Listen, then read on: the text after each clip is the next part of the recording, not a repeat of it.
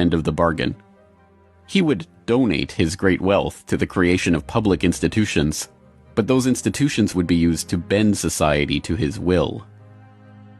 As every would-be ruler throughout history has realized, society has to be transformed from the ground up.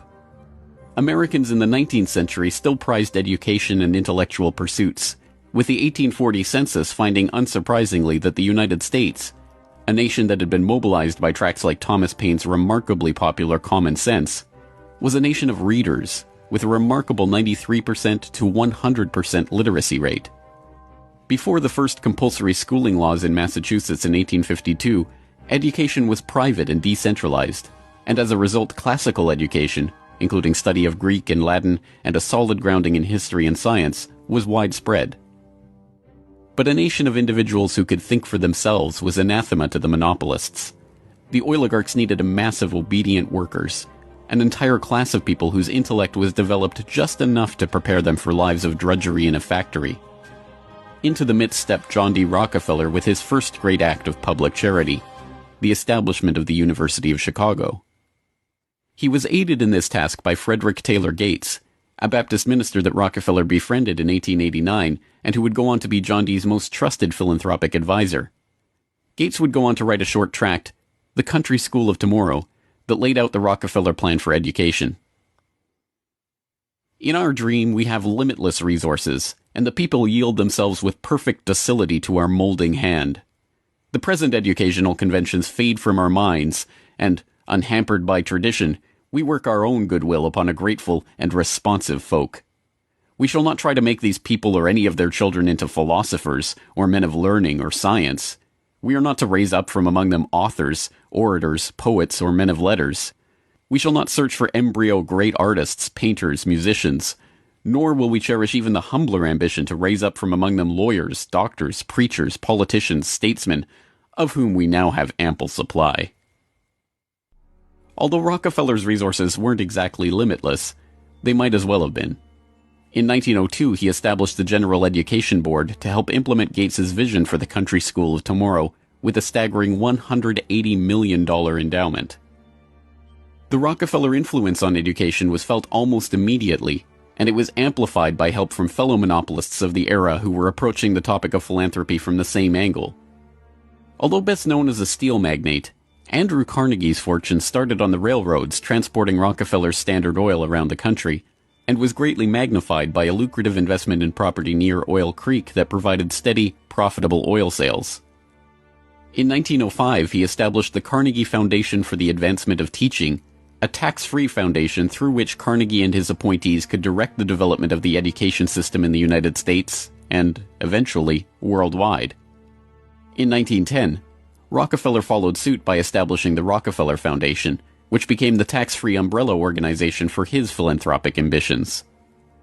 As the Reese Committee, a congressional investigation into the activities of these tax-free foundations in the 1950s, discovered, it wasn't long before Carnegie's endowment approached Rockefeller's foundation with a proposal to cooperate on their shared desire to transform the American education system in their own image. Norman Dodd, the director of research for the congressional committee who was granted access to the Carnegie Endowment's board minutes, explains.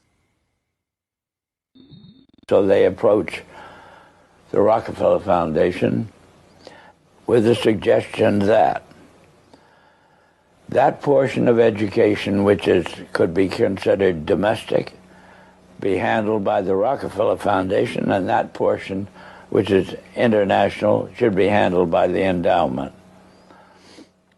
And they then decide that the key to the success of these two operations lay in an alteration in the teaching of American history. So they approach four of the then most prominent teachers of American history in the country, people like Charles and Mary Bird, and their suggestion to them is, will they alter the manner in which they present this subject, and they get turned down flat. So they then decide that it is necessary for them to do, as they say, build our own stable of historians. And then they approached the Guggenheim Foundation, which specializes in fellowships, and say, when we find young men in the process of studying for doctorates in the field of American history, and we feel that they are the right caliber, will you grant them fellowships on our say-so? And the answer is yes. So under that condition, eventually they assembled 20. And they take this 20 potential teachers of American history to London, and there they're briefed into what is expected of them when, as, and if they secure appointments in keeping with the doctorates they will have earned.